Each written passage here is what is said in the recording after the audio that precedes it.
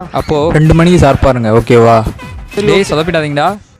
மணி வேற 2 ஆயிடுச்சு. கோபி ஒரு 5 நிமிஷம் வெயிட் பண்ணுறா, சாப்பிட்டு போகலாம். இல்லை வேணாம், பரவாயில்ல, அப்புறமா சாப்பிட்டுக்கிறேன், அர்ஜென்ட்டாக வெளில போகிறேன். மணி வேற ஆயிடுச்சு, நம்ம வந்துட்டோம், இன்னும் அவனுங்க வரவே இல்லை.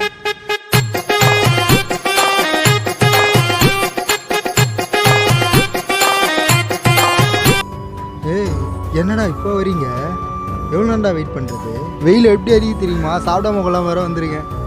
புரிஞ்சிக்கவே மாட்டிங்களாடா? டேய் 3:30 மணிக்கு தான்டா ஷோ. முத்தை பற்றி உனக்கே தெரியும்ல, அவன்கிட்ட 3 மணின்னு சொன்னால் தான் 2:30க்காவது வருவான்.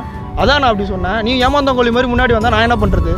சரி, அவன் பைக் கிட்ட வெயிட் பண்ணுறான், வா போகலாம். இது மாதிரி சம்பவம் உங்கள் வாழ்க்கையே நடந்திருக்கும்ல.